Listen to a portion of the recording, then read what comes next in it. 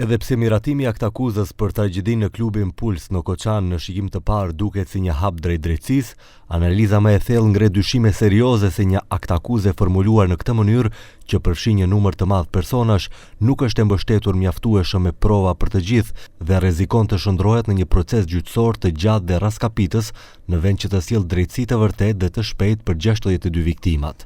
Në opinion tashmë janë shfaqur pretendime për ekzistimin e bisedave telefonike deri më tani të fshehura, të cilat hedhin dritë tjetër mbi të gjithë rastin. Sipas këtyre pohimeve, në bisedat mes djalit të pronarit të Pulsit dhe disa inspektorëve janë përmendur ndikime dhe presione të mundshme me qëllim shmangjen e kontrolleve, gjobave dhe verifikimeve të sigurisë së objektit. Pas publikimit të videos së IRL-s për tragjedinë në Koçan, portali Plus Info sot publikoi detaje të reja, duke pohuar se ka arritur të sigurojë pjesë të analizës së komunikimeve telefonike, të cilat deri më tani kanë qenë të fshehura për publikun. Në këto biseda, siç thuhet, përmenden emra të funksionarëve të lartë dhe personave policor që nuk janë përfshirë në aktakuzën e paraqitur.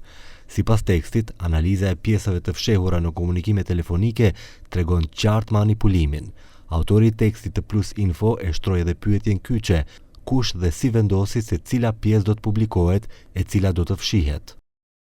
Pas një pune të keqe në hetim për shkak të dobësive në aktakuzë, të cilat tani publikisht kritikohen edhe nga disa prej mbrojtësve të akuzuarve, nesër pritet që edhe të tjerë ta ngrenë zërin për shkak të pritjeve që edhe të afërmit e viktimave dhe të plagosurve të mos jenë të kënaqur me aktakuzën dhe me rrjedhjen e procesit gjyqësor.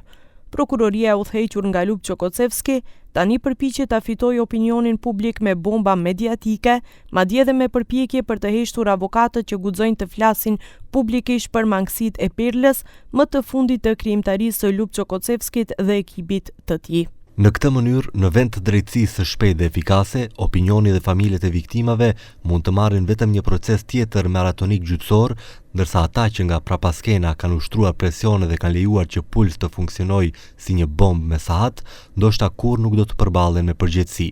Nga prokuria e pranojnë ekzistimin e këtyre bisedave, por thonë se ato nuk mund të lidhen me veprën penale për të cilën është ngritur aktakuza.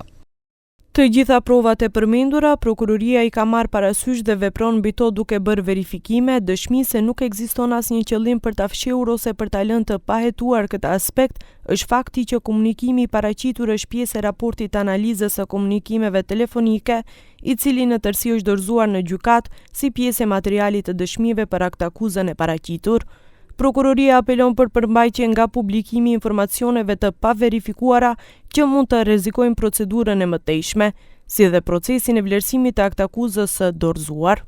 Këto publikime të reja krijojnë përshtypjen se publiku po merr vetëm një pjesë të së vërtetës dhe se në vend të një pamje objektive ligjore, po krijohet një ndërtim politik.